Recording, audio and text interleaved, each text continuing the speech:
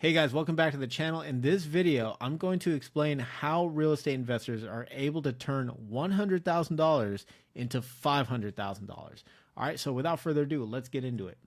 And again, this is going to be the strategy at a very high level. All right, we're not accounting for any nuances or caveats or any of the minutia in rental property investing, for which there is a lot. All right, but we're just breaking down this idea, all right, in a very easy to understand, simple, perfect world. Okay, so here we go. So real estate investors, typically what they'll do is they'll go out and purchase, $100,000 homes with 20% down payments or $20,000. That's cash out of their own pocket, and then they finance the rest using banks' money. All right, very, very powerful, and I'll show you why here in just a moment. All right, but typically they're going to look for properties where the rents exceed the mortgage. All right, because if the mortgage is, let's pretend it's $500, then you definitely want the rents to be at, at least 750, if not more. All right, typically there's a rule out there that states, it's called the 1% rule, and it basically states that the rents should be 1% of the purchase price of the property. And it doesn't work for every single property, but that's generally the rule you want to go with.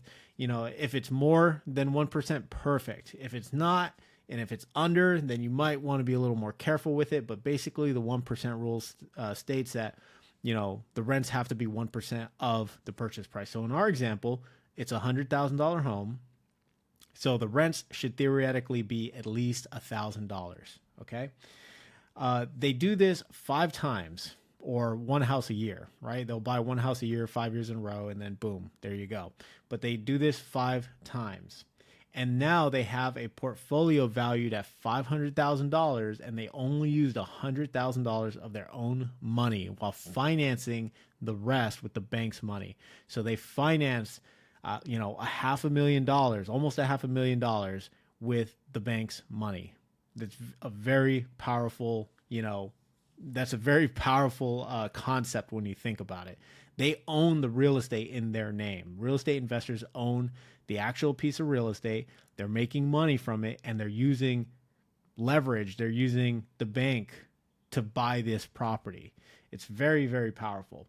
All right, so how can you do this? How can you, as just a regular Joe Schmo, new investor, how could you do something like this? All right, first you're going to go out and do the same exact thing, right? You don't have to reinvent the wheel. And this is the same thing that I did, all right? I did this, so I know it works.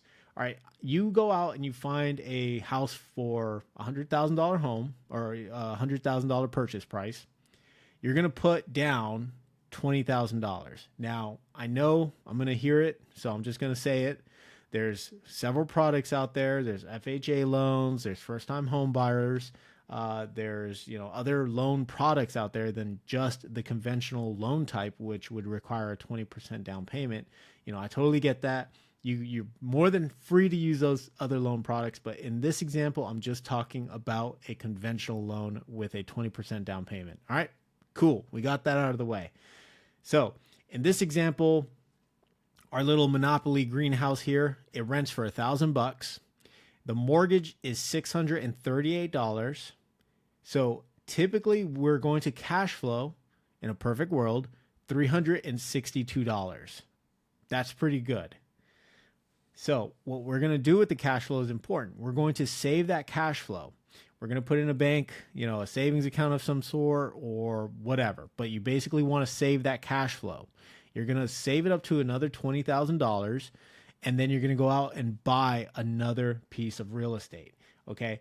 It might take you 55 months to save that cash flow, or, 4.6 years, but you can, split that time in half if you also add money on top of that. If you're adding an extra $100, an extra $200, an extra $300, you can cut that time dramatically in half, as you add on additional money, right? As you're trying to get to this goal of $20,000 for another down payment. All right.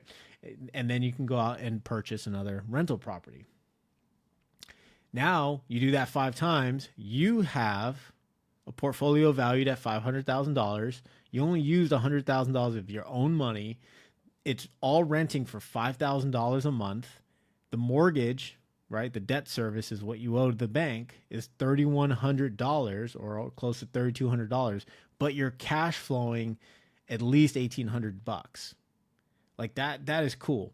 That means if you were to save that cash flow, you can reach your down payment much quicker for your sixth house, or you can use that cash flow for something else. Maybe you invest in, stocks, or you can invest in, I don't know, cryptocurrencies, or maybe this is, this cash flow will pay for your house, right? Your mortgage, or maybe a car, plane tickets. I don't know, right? It's whatever you want it to be.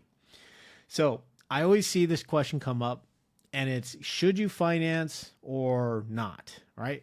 So I'm going to give you kind of the math behind this. And in our example, let me get my little red pen here. In our example, we're going to go with the same $100,000 home. All right. So we purchased a $100,000 home. We put $20,000 down for the down payment, or 20%. We're financing $80,000 at 6.5% interest rate. And that's the current interest rate. It rents for $1,000, again, 1% rule.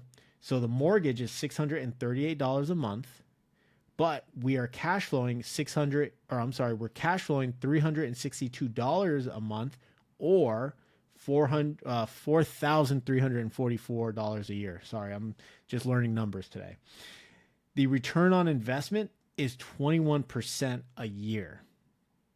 21% a year. So your break-even point will be in 4.6 years. That means you will have your original $20,000 back in 4.5 years. Now, couple that with purchasing a property in all cash. All right, same thing. We purchase it for $100,000. We put $100,000 down. We rent it for $1,000 a month. We don't have a mortgage. We're not financing, right? We don't have any banks. We're cash flowing $1,000 a month. That's way more than, our previous example. That's $12,000 a year. Again, that's way more than our previous example. It's a 12% return on investment a year versus 21%. That's crazy. And the break-even point is 8.3 years versus 4.6 years when you use banks financing. All right, this is why it's important to know the numbers, and why a lot of investors choose to use leverage when they invest in properties, because they're able to scale much quicker. They're using other people's monies, to go out and buy real estate that they have 100% ownership in, of course, minus, the bank. But they own the property. It's in their name. Their name's on the deed. They own the house. They pay the taxes on the house, everything. They own everything, right? So again, very, very powerful concept here. And this is how real estate investors are able to scale their portfolios to huge amounts of money, right? Today it's $500,000. Tomorrow they're a millionaire. They have 10 houses. And then the following year, they're at 1.5 million, and then 2 million, et cetera, et cetera, et cetera, right? This is how real estate investors are able to have such, large amounts of wealth, is because they own real estate. So basically the question comes down to, which option would you choose? All right. And again, this is at a very high level. It's, very simplistic example. This doesn't cover a lot of different things. There's so many different caveats when you're doing real estate investing, but I want to at least get the idea in your head, the concept in your head, and know that this is absolutely possible. People can do this.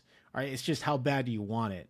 You might have to cut out some expenses here and there, maybe not go to the bar as much, definitely not go to the club as much, maybe not travel, spend money on a bunch of dumb crap, but if you save the money and you stay focused, you can definitely save $20,000, go buy that rental property, and then keep buying rental properties. All right. So, quick shout out for my Skool community. I'll put a link down below in the description for those of you who might be interested. All right. So here are some caveats and tips. Again, this is just a strategy at a high level. We aren't accounting for future interest rates, running the numbers for each property, understanding CapEx or capital expenditures, repairs and maintenance, property management fees, taxes, insurance. We're not accounting for any of that. All right. So again, this example, very high level, very basic.